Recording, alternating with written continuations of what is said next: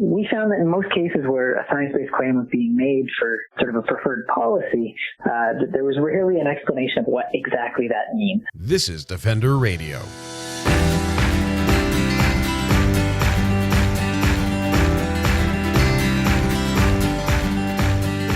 I'm Michael Howie, and this is Defender Radio, the podcast for wildlife advocates and animal lovers, brought to you by the Fur Bears. Last week, I spoke with the lovely and compassionate Emily Buchwald of the Griffin Press, who generously offered a copy of the darling book Friends in Fur Coats to the show.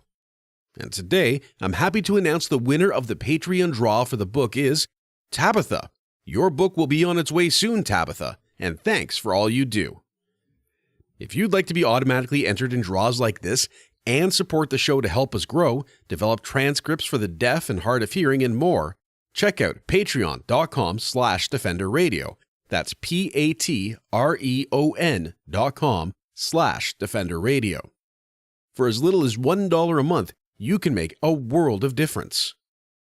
We've all heard the phrase wildlife management should be science-based. It's spoken loudly by advocates who are opposed to all hunting and trapping, those who think hunting and trapping is all that stands between humanity and bedlam, and everyone else in between. But is wildlife management in North America actually science-based?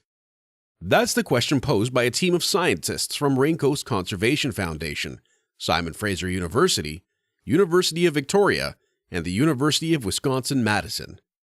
Their study, Hallmarks of Science Missing from North American Wildlife Management, published by Science Advances earlier this month, asked this question and came up with some disturbing results.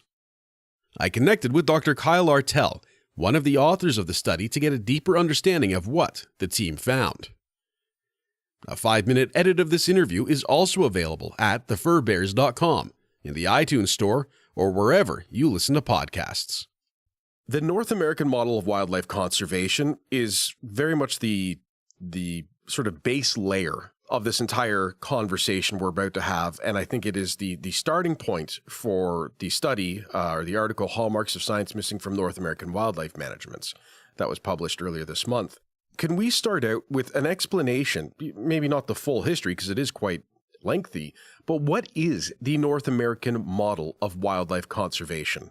Yeah, so the model of wildlife conservation was first described, it was first sort of put together descriptively to describe how wildlife management happens in U.S. states and Canadian provinces. And so sort of the development of wildlife management, which is primarily hunt management, in both countries sort of developed in lockstep. And so this model came about to describe, in a bit of an idealized way, how management happens in both of those jurisdictions. And since the model was described years ago, it's now sort of gone the other way around, where many agencies ascribe to that model. So someone initially said, this is how wildlife management ideally operates in Canada and the U.S., and in many cases now we have wildlife agencies that say, yes, this is how we operate. We ascribe to this particular model. And the model itself has these 7 tenets, these 7 sort of pillars that hold it up. They talk about sort of the wildlife being a public resource and stuff along those lines. But pertinent to this particular study is the tenet that science is the proper tool to discharge wildlife policy. So this idea that science is really important for wildlife policy, although what that specifically means is typically fairly vague. There are some great articles on criticisms of the North American model, which should, I think, be read for anyone who has a general interest in this, because it sort of highlights, I think, some of the general issues with wildlife management in North America in general, such as the fact that it starts with the assumption that wildlife is an asset to be used. But that is my ethics standpoint. It's not what we're discussing today. You and your colleagues have identified a gap that, I'll quote from the actual article, the knowledge gap is troubling given the science-based justifications for policy decisions commonly offered by agencies, the substantial public investments that support these agencies, and the considerable influence that hunting can have on otherwise self-regulating wildlife populations. In many taxa, adult mortality from hunting exceeds mortality from all other predators combined. And the knowledge gap is more or less stated to be, I think it's written, assessing whether assumptions or claims of science-based management are supported. So how do we explain that? What the knowledge gap is regarding the quote-unquote science-based justifications? Right. Okay. So one of the knowledge gaps that we were confronting was just, well, what does this mean when people say that the approach to management, their given management is science-based? What do they even mean by that? I mean, I think science has a lot of weight as a term, and I think when the public hears that something has been proven scientifically or shown scientifically, that carries with it a lot of weight, and in a lot of ways that's reasonable if something has actually undergone sort of the checks and balances of the scientific process. But what's meant by science-based when we're talking about a management context is less clear, and we found that in most cases where a science-based claim was being made for sort of a preferred policy, that there was rarely an explanation of what exactly that means. So that the term was being used, but what the term meant was lacking. And so what we did to address that first knowledge gap of just, well, what the heck does science-based mean in this context?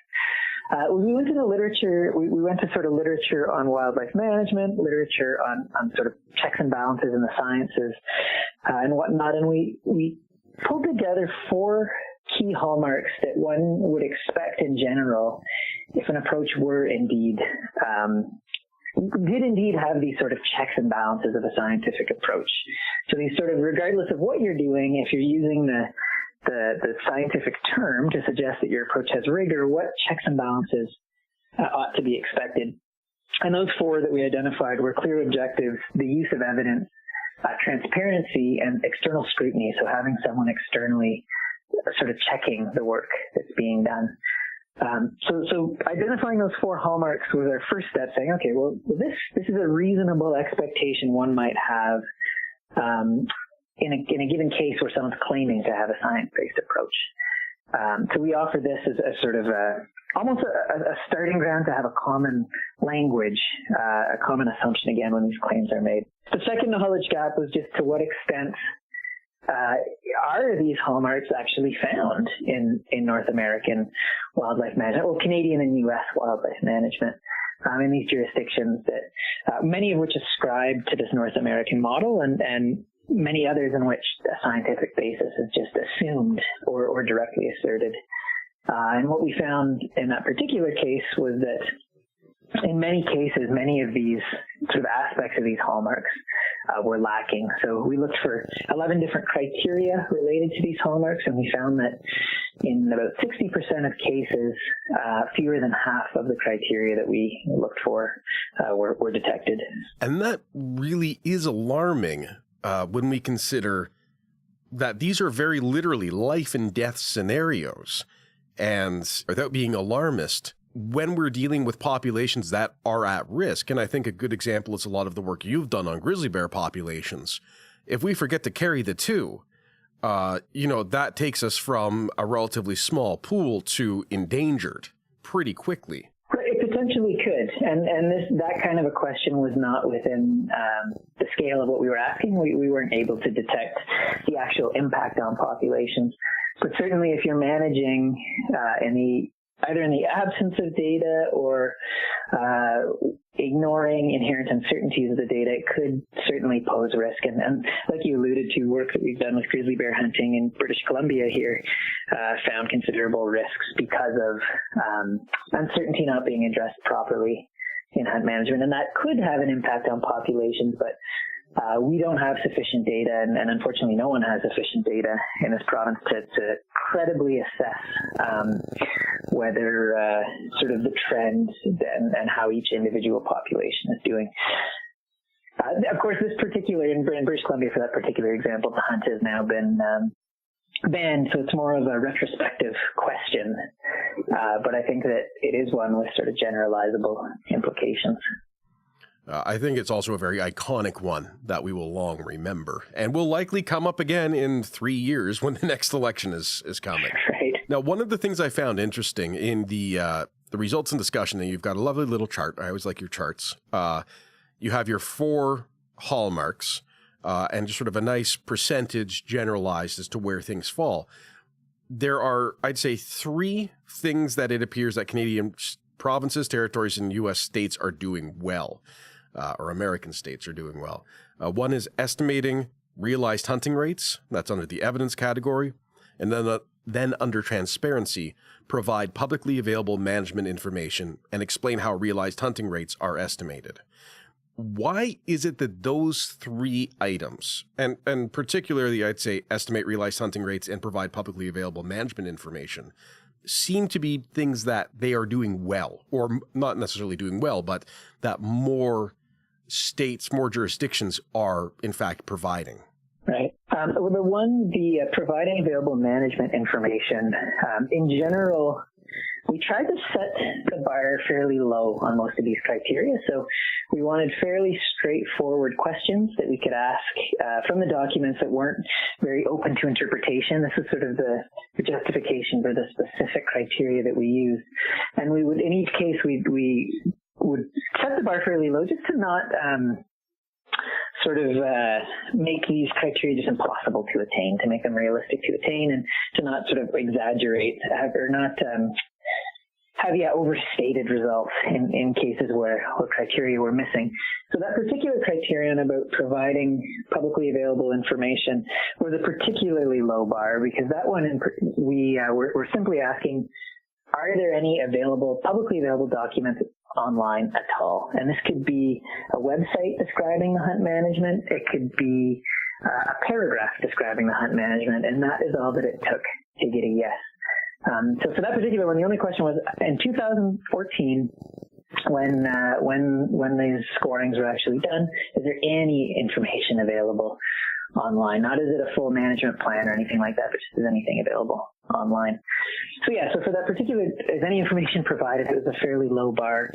For the estimating realized hunting rates, I mean, that is reassuring that most do estimate realized hunting rates, because this is sort of the fundamental value. This is the fundamental variable or measure that's being managed, that these agencies are managing hunting on the landscape. And so you would certainly hope that most of them would make an effort to estimate how much hunting is actually happening as a result of their approaches. So that is somewhat reassuring for sure that most do it. It's perhaps concerning that some don't provide much evidence of doing it. And it's also worth noting that in all of these cases, we were looking for evidence of each of these criteria existing, full stop. We weren't assessing the quality of them or the rigor of them. And so, again, in this particular case, if they said, if they basically described at all that they do estimate realized hunting rates, they got a check mark. And so we didn't assess whether the estimates were at all reliable, whether they were at all rigorous or whatnot. And so to answer these sort of deeper questions about the quality of the science would require diving deeper into each particular case study, but because we were looking at 667 management systems, that was just beyond the scope of this particular analysis. That might take a while longer, eh? Yeah, a couple more decades probably to do it at that scale, yeah. Well, and speaking of that, and I think this is sort of the flip side, and is alarming, is independent review. And this is something that you learned very, very early, and I remember this from grade 8 science. I think in a past conversation, you and I have talked about this, is repeatability, independent review. The whole system of science is based on other people checking it. And the numbers for subject management plans to any review and to external review are both alarmingly low. I think they are exposed to external review is below 10% of the management or of the systems you checked. So can you, I don't even know how to ask a question about this. It's kind of scary. How do we justify, how do we reconcile the fact that in what should be science-based management, there is virtually no review happening internally or externally? Yeah, that's a great question. That's a great question. I mean, in our minds, this is a fundamental requirement of science, and it's one of the most important. When we're talking about checks and balances, it's one of the most important ones in scientific research. This paper, for example, this particular study had to go through external review, had to go through peer review. And the idea is that peer review is an opportunity for independent folks, so folks who were not authors on it, who are not linked to the authors in any way, who are not chosen by the authors, review the work, and they test if they look to see that the conclusions reached are well supported, that the methods used are appropriate, that the data used are appropriate and are shared, that all steps in the process are transparent and well described. And so this is a great approach for identifying errors, having sort of a fresh set of eyes on a given piece of work can help to reveal things that the authors might have missed. And in my own experience, in the publications that I've been part of, scientific studies, without exception, they've improved as a result of peer review. Peer review isn't perfect, and there's a lot of studies that talk about some of the shortcomings of it, but it's sort of one of the best systems we have for providing external binding assessment of work. And so for something to call itself science-based without having such a critical and crucial component of what we consider, of the checks and balances of science, certainly does raise questions about the scientific basis. But it's worth pointing out that this is not just a case of bad managers, that in a lot of, we looked across these systems and this seems to be a systemic issue. And managers themselves, the ones that we've chatted with, the ones that we've met, are good folks who want to do the good thing in many cases, right? Who want to do a good job, but might be facing sort of impossible political restrictions or financial restrictions. And our hope is that something like this could be helpful for those managers in sort of helping to nudge their agencies forward. And we've actually had some pretty exciting feedback from a couple of agencies where this is, in fact, they said, oh, this paper is great, and in fact, we're going to use it right now. One particular agency said that they're revising their wildlife management plan moving forward, and that they have this in hand, and they've actually scored the new approach that they're using, and saw there was a couple gaps, and said, okay, well, how are we going to address this moving forward? And so, our hopes is that this doesn't come out just as this perhaps somewhat concerning trend across the continent, and that's the end of it, and that we just throw our arms up and say, oh, it's all terrible. We hope that this could be used moving forward in a productive way, and that this might provide sort of a common language. This could provide an approach forward, again, for managers who in many cases really do want to do the best job they can with the limited resources they have. We hope that this could be a tool for doing that. Something that I think is important is, and I'll just read the actual statement, we found positive associations between the number of criteria present in a management system and the system pertaining to big game species being independently reviewed and with increasing latitude of jurisdictions within each country. So the way I read that is when we're talking big game species, which are those that are large and hunted for sport and for other reasons, there is more work done. There is more available data. Is that accurate? And if so, or if not, what does it represent? Right. So in terms of those associations, it's worth mentioning as well the association with peer review, which we were just talking about. Because that's worth mentioning is that very few cases had peer review or external scrutiny. But in the cases that did have external scrutiny, we found the other hallmarks were present in higher proportions. And so for that particular one, it suggests it's correlation. So we're not sure which way the causation goes. Is it just that sort of more scientific, quote unquote, approaches just happen to have peer review, or is it the other way around, that if you have peer review, it brings about these other hallmarks? And certainly peer review bringing about these other hallmarks would make sense, given what we were just talking about, that it's a mechanism to detect if these other hallmarks are missing. So for that particular one, that is worth noting that although it's been very rare that we detected external review, in the cases where it was present, the other hallmarks were also present in greater quantity. In terms of the game species, yeah, it's a similar interpretation. The idea is that when we looked in management systems for big game, stuff like big ungulate, deer, elk, that those tended to have more of these other scientific criteria associated with them.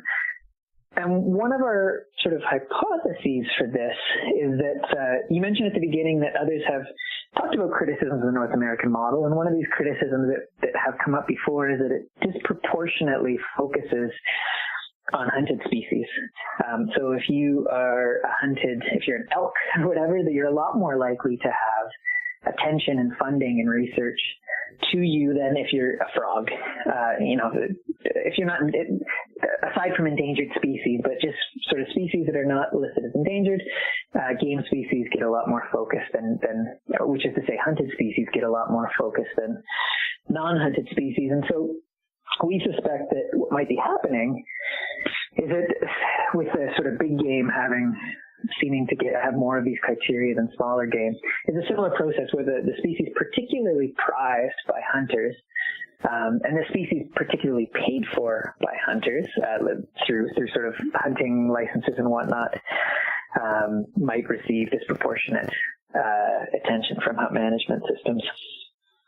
One of the things I want to get to sort of the concluding statement of the study, which I think kind of puts all of this into perspective, but we had briefly talked about this before we started recording, and I do want to bring it up. There is a criticism I have read of this paper that was circulated around and sent to me that claims that some of the data collection was flawed. And you and I took a very quick look into a couple of the specifics, which we won't go into at this point, but more or less saying that in one particular section where data for publicly available management information being available, that it may be listed as no, but there actually is information currently available.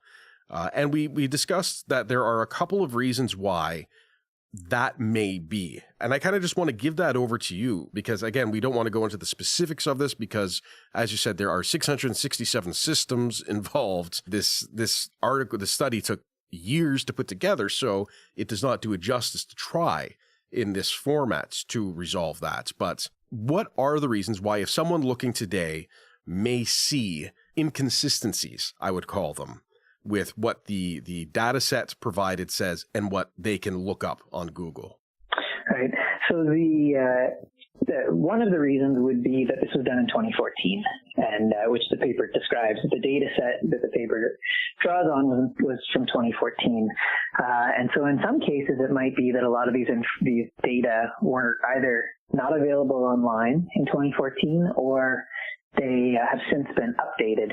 And so we've made every effort in the paper to be able to point folks towards the original documents that we used. So a lot of the publicly available documents are still available online, and if they've been updated since, folks can still go to the original document we used to see how we did the scoring. In some cases, the publicly available document was just a website, and copyright laws unfortunately prohibited us from sharing screenshots of those websites. So when we did all the scoring, we saved these screenshots, and the original intention in the interest of open data was just to put these online completely so that people could see exactly the website that we were looking at. But we found out at the 11th hour that copyright laws actually prohibit that. And so instead we've created this document that points people to what we were looking at. But unfortunately, again, with websites, that might have been updated since. So anyways, one of the reasons that someone might find a pattern like that is that management has simply been updated in the 4 years since the actual assessments happened. And that would be wonderful if that's the case. Of course, we hope that management systems are ever evolving and ever improving. So hopefully that's all that's happening in the particular case that you were describing, is that it looks better now than it did 4 years ago, and that if someone were to do this assessment again today, we'd certainly hope that we'd see some improvements in the systems, and that maybe if someone were to do the assessment shortly in the future, we might see even better improvements as wildlife managers take this work into account. The other reason that might have happened is that we had a score looking across 667 management systems, and so that's every province and territory in Canada with the exception of Quebec, unfortunately, because the score didn't speak French, and then every state in the U.S., and they looked for every hunted species they could find in each of those jurisdictions, so an enormous amount of documents. And it might have been that if maybe there was an obscure website or something along those lines, they simply missed something. And so what we did in that particular for that scenario is that we emailed every management agency that we did these assessments for, we'd look for their contact information on the website. So if we could find, if we're doing deer management in Alberta, we would try to find the deer sort of manager's email address. If we couldn't find that, we'd send an email to the management department as a whole. If we couldn't find the direct person involved, we would email someone else with that government and say, hey, can you give us the contact information, the appropriate contact information? And then once we reached the appropriate person, we would say, hey, we've done this assessment of this management system. And we would provide them the assessment. We'd say, this is how we scored your particular system. This is what we found. These are the documents we used. Have we gotten anything wrong, and have we missed anything? And so we gave every agency and every hunt management system the opportunity to show us if we've missed certain information. Great, please share it. Please point us in the direction of the publicly available documents that we missed.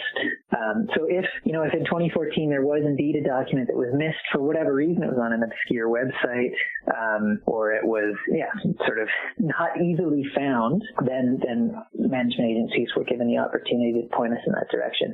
It's also worth mentioning that an important thing of transparency is for the public to be able to find these data fairly easily. And so if a scorer of ours who is spending months only looking for wildlife management plans, so someone who is sort of getting the knack for sure of finding these data, couldn't find it readily, that would be a bit of a concern as well if the data did in fact exist online in 2014.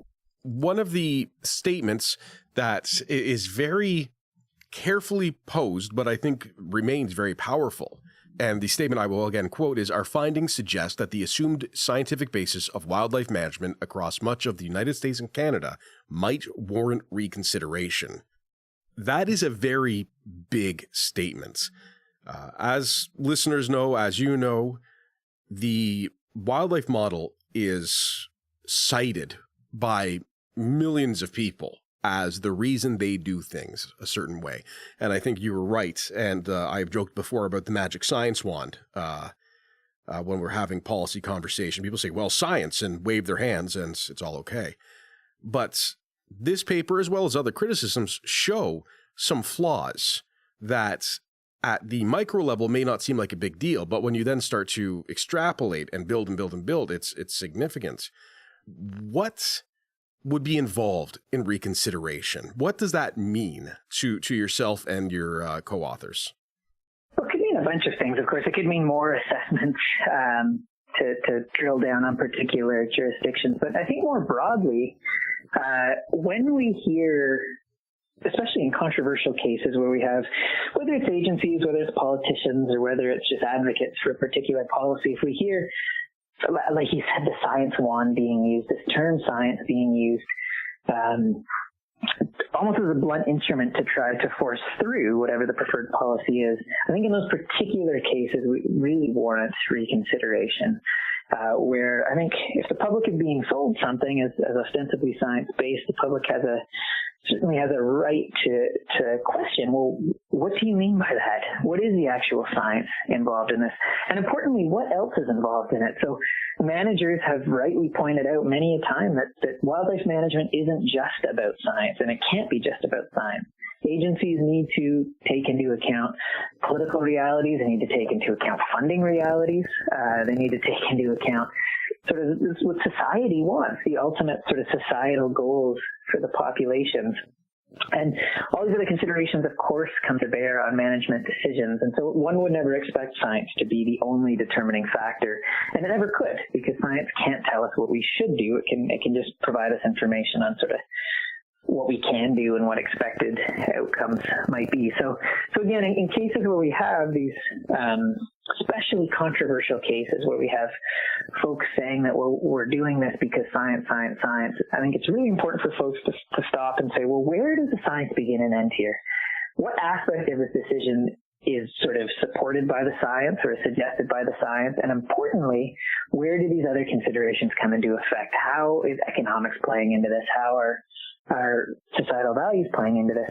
And because in a lot of ways, I think that where the societal disagreements lie is not in the science. It's not, in many cases, it's not how many bears are on the landscape. It's should we hunt bears in the first place in some jurisdictions. And if all we're doing is arguing about the science, in many ways the more fundamental issues sort of get swept under the rug and I think lead to some of these loggerheads where folks aren't discussing where the true conflict might lie. And again, where politicians maybe aren't fully disclosing the true motivations and the true factors driving particular decisions. That's something that you and I talked about well over a year ago now, I think. The science can't tell you what you should do. And I often cite that and quote it because I think it's very much something that is not discussed. And for those of us who follow along with political discussions or unfortunately read internet comments, people say, well, the science says this, and then don't provide a citation. And I see that a lot, and I don't mean to be rude or offensive here, but I see that a lot with government stuff. It's, oh, well, this is what the science says. And you say, okay, show us. And there's nothing to show.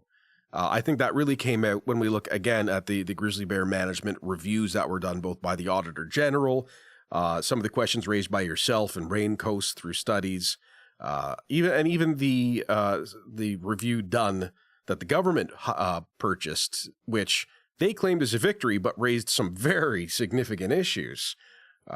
It does not necessarily translate over to, yes, all is well. I guess when we consider this, that we are saying the science needs to be independent, the science needs to be reviewed, and it still needs to factor in how I feel like this is a very difficult conversation to have, as I said, because people say, well, science says this, therefore that. And you are saying that science says this, period. Now let's talk about that. Is there a practical way that we can start doing that? Whether it's me writing blogs and doing podcasts or someone writing comments on policy updates and social media websites, or even, the folks on the opposite side of the table from me, the trappers and hunters, saying we want to do more of this or more of that. How do we have a conversation where we acknowledge the science sort of as a standalone thing and move on to the rest of the conversation? Right. Yeah, I think that's a complex transition. I mean, one of the first steps to it, I think, is something like this. What we've put forward here is one particular assessment of management at a large scale, but this general approach could be used elsewhere, where we have this sort of a framework of looking for specific hallmarks of science. So one way to think of it is almost a litmus test to see if there is evidence that a particular claim or a particular system is science-based. Okay, it's claims for scientific, that this particular approach is scientific. Well, does it have clear objectives? Does it have independent review? Independent review and external scrutiny being one of the hallmarks, evidence, and then transparency. And the nice thing about this is it can help to identify sort of the limits of science in a given system. If you find, for example, that a particular ostensibly science-based claim is lacking in these, then that gives you some insight into the extent to which the science as a standalone piece is there at all, right? And it also helps you to start to understand where the science does begin and end, if you can characterize the science involved. So I think sort of using a framework like this as a litmus test to see where the science begins and ends is one step that can be done to see, well, what is the science actually underpinning this? And the better it's understood and the better that it's communicated where the specific science begins and ends in a given system, it becomes clearer where the other elements necessarily come into effect. So I suggest that, in particular cases with a science-based claim, it would be helpful to go in there and just, again, assess it using an approach such as this, see where the science is, characterize it, and then see, well, maybe this decision is in line with the science, maybe it's not, or maybe the specific claim is just not answerable by science, especially if there's sort of these words such as should involved in there, which, natural sciences are not able to to address. Again, natural sciences can tell us how the world is one way of telling us how the world works and how it might be expected to work in the future, but it can't tell us how it should work. Although sometimes science-based claims sort of try to include these should elements that, again, is just inappropriate. You can get more information on Raincoast Conservation Foundation, this study, and many other fascinating projects at raincoast.org. Thanks to Dr. Artelle for sharing his time with me, and all of you for checking out the show. iTunes reviews, shares, and likes go a long way in helping Defender Radio grow, and you can directly support the show through Patreon at patreon.com/DefenderRadio. Until next time, this is Michael Howie for Defender Radio, reminding you to stay informed and stay strong.